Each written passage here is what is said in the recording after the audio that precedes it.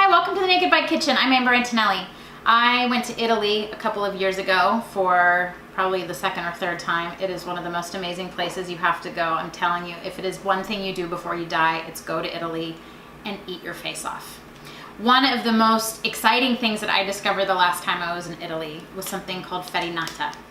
This is, it's an Italian chickpea crepe. It's a Tuscan street food that is made with chickpea or garbanzo bean flour. And I like to compare it to kind of a gluten-free pizza type of thing. But actually what we're gonna do, instead of making a dough, we're gonna make a batter. It's like a crepe batter. So here's the chickpea flour. So I want a cup of this flour, a cup and a half of filtered water, but I'm gonna start initially about half of it, because what I wanna do is mix it first when there's some friction to keep it from getting too lumpy. Okay, so that's mixed. I'm gonna add the remaining water. Forgot to mention that I have the oven preheated at 450 to 500 degrees. And I have the pan that I'm gonna cook it in preheating in the oven, and I'll show you that in a minute. Good quality extra virgin olive oil.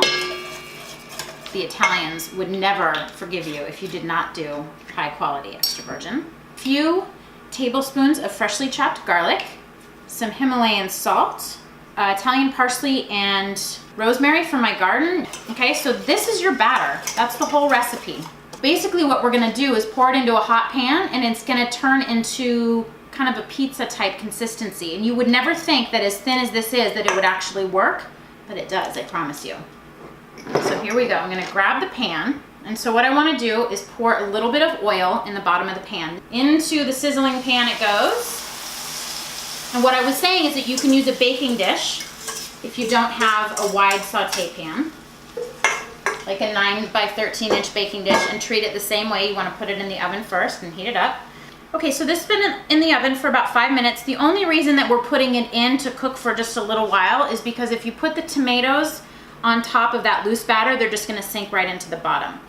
Now, you can use this as like a pizza. If you wanted to put tomato sauce or pesto, something of that nature, this is when you would do that. You would have to bake it just a little bit before. I'm doing just a very simple version this time. This is roasted garlic. I buy my garlic peeled, and when I have more than I can use, I roast it in a 300 degree oven with a little bit of olive oil for about an hour, and it gets nice and smooth and creamy. It's going back in the oven for about 15 more minutes.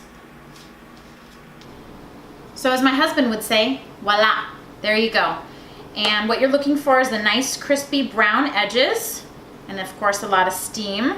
I'm gonna take my spatula and run it around the outside, shake this, or I'm going to attempt to shake this directly onto my board. Oh my gosh, come on.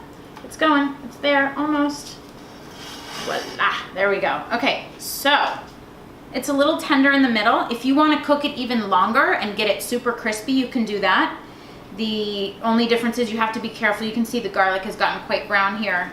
You want to make sure that if you are gonna keep it in the oven a little bit longer, that you maybe put some foil on top, or you can do just a touch less batter in the pan, maybe a quarter of a cup or so less. And you can also make this even thicker if you wanted to do a double batch and fill it with like some spinach and other things. It's a good substitute for like a frittata, egg-free. You just cook it a little bit longer. I'm just gonna do a little bit of fresh parsley over the top, or you could do fresh basil. And then I'm going to cut this like pizza slices. Okay. Still gonna be really hot, so I'm only gonna take a tiny little bite just to prove how delicious it is.